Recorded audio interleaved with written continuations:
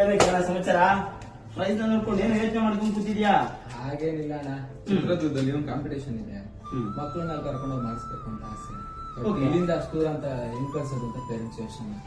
ನಂದು ಅದೇ ಪ್ರಾಬ್ಲಮ್ ಕಣೋ. ನನ್ನ ಕ್ಲಾಸಲ್ಲೂ ಟ್ಯಾಲೆಂಟ್ ಇರೋ ಮಕ್ಕಳಿದ್ದಾರೆ, ಅವ್ರಿಗೊಂದು ಒಳ್ಳೆ ವೇದಿಕೆ ಕೊಡ್ಸ್ಬೇಕಂದ್ರೆ ನಂದು ಆಸೆ.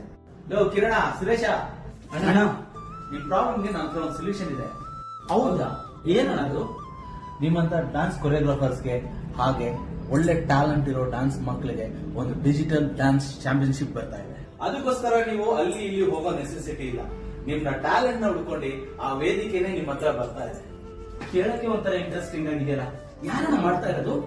ಇದು one of the talented choreographer Bhushan master ನಡೆಸ್ಕೊಡ್ತಾ ಇದ್ದಾರೆ. ಈ ಪ್ಲಾಟ್ಫಾರ್ಮ್ ಹೆಸರು ಬಂದ್ಬಿಟ್ಟು ಡಿಜಿಟಲ್ ಡ್ಯಾನ್ಸ್ ಚಾಂಪಿಯನ್ಶಿಪ್ ಅಂತ. Digital dance championship. ಎಸ್, ಈ ಡಿಜಿಟಲ್ ವರ್ಲ್ಡ್ ಅಲ್ಲಿ ತುಂಬಾ ಜನ ಫೇಮಸ್ ಆಗ್ತಾ ಇರೋರ್ನ ನೀವು ನೋಡ್ತಾ ಇದ್ದೀರಿ. ಸೊ ಈ ಡಿಜಿಟಲ್ ಡ್ಯಾನ್ಸ್ ಚಾಂಪಿಯನ್ಶಿಪ್ ಅಲ್ಲಿ ನಿಮ್ಮ ಮಕ್ಕಳು ಕೂಡ ಫೇಮಸ್ ಆಗ್ಬೇಕಾ? ನೀವು ಮಾಡಬೇಕಾಗಿರೋದಿಷ್ಟೇ, ನಿಮ್ಮ 90 ಸೆಕೆಂಡ್ ಡ್ಯಾನ್ಸ್ ವಿಡಿಯೋನ ಈ ನಂಬರ್ಗೆ ಸೆಂಡ್ ಮಾಡಿ. ಈ ಕಾಂಪಿಟೇಷನ್ ಬಂದು ಫುಲ್ ಸೋಷಿಯಲ್ ಮೀಡಿಯಾದಲ್ಲಿ ನಡೆಯುತ್ತೆ. ನೀವು ಕಳಿಸಿರುವಂತ 90 ಸೆಕೆಂಡ್ ವಿಡಿಯೋನ ಇನ್ಸ್ಟಾಗ್ರಾಮ್ ಪೇಜ್ ಅಲ್ಲಿ ಅಪ್ಲೋಡ್ ಮಾಡ್ತಾರೆ. ಜಡ್ಜ್ಮೆಂಟ್ ವೋಟಿಂಗ್ ಮುಖಾಂತರವಾಗಿ ನಡೆಯುತ್ತೆ.